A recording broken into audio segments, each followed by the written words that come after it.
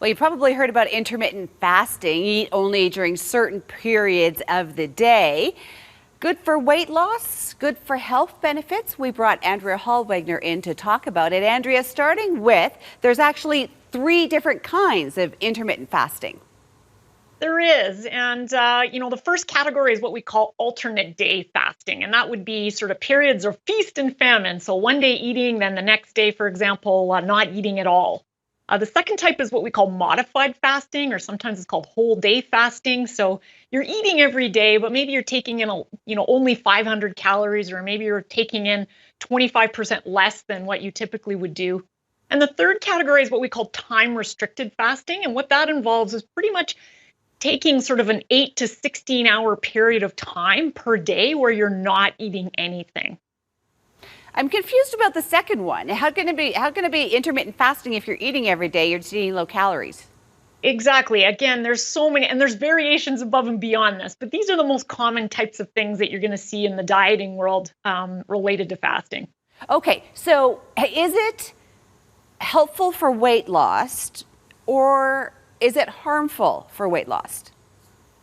So it could go either way, but I mean, what we do have is some research in the clinical setting as to could intermittent fasting help people with weight loss? And just like any diet, of course, if there's a reduction in overall calories, this could lead to weight loss over time. And so what we know, though, when we look at like a review article of 40 articles, a good randomized clinical trial that was for an entire year, is that when we compare sort of just traditional reduction of calories day to day, just eating a little bit more or eating a little less and exercising a bit more, intermittent fasting regimes don't outperform just a daily smaller reduction in calories. And so, of course, what we also see, and we see this all the time on our dietitian team with our clients, is that when we go into periods of restriction, it often can trigger overconsumption, more inability to kind of stop eating. And so that could be, in some cases, for some of our clients, it would actually backfire. Oh, and that would be me. If I stop eating for 10 minutes, then I feel like I need to make up for it. So that sort of thing doesn't work for me. I know that there's some people that they really feel it really works for their body. So it's just an individual thing. Like anything, I always say, the best diet to follow is the one that you can sustain for life. I know for me as a busy working mom, I can't even imagine waking up, skipping breakfast, and then having nothing to eat past like 5 o'clock or something. I mean, that just wouldn't work with family life. My productivity would tank. And what we're seeing right now with our client load, we've been extremely busy with massive mental health challenges with the COVID period. And so when you're under fueling your body, that really affects that whole cognition, our ability to focus, and it can lead to more anxiety, more depression. And I think people are struggling enough with this right now. Oh, absolutely, everybody is. What about the impact on slowing down the aging process? Some people go into it for that. Yeah, I would say the vast majority of people, when they talk about fasting, are looking at it through the lens of weight loss.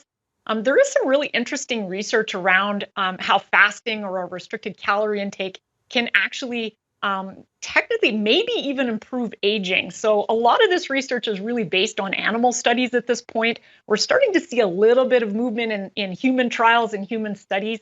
And what the theory is that this period of what scientists call metabolic switching and what they call cellular stress resistance can be improved by fasting regimes. And so what that really means is that periods of time when we're not eating can actually elevate the body's defense mechanisms against inflammation in the body and tissue damage that can lead to aging or a variety of different health issues over time. So I think the data is fairly new, but we are seeing some interesting things on here that I think, hey, we've got to, we got to just be mindful about and being open-minded with everything in science, that the more we learn, the more we can start to figure out, what is the best diet for aging.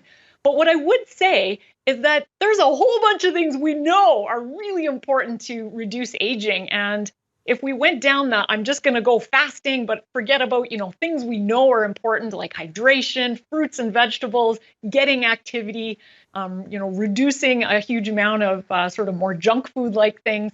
Those are the things we know and we've got good data on. So that's really where we want to start first when we're talking about aging or we're talking about diabetes reduction or cardiovascular disease, that's where we want to start first before we even explore this whole topic of fasting and restrictive intakes. I think I want to start with eating those chocolate-covered strawberries that are over your shoulder, because that is just I catching know. my eye. Andrea, thank you. As usual, for more nutrition tips and recipes, check out healthstandnutrition.com.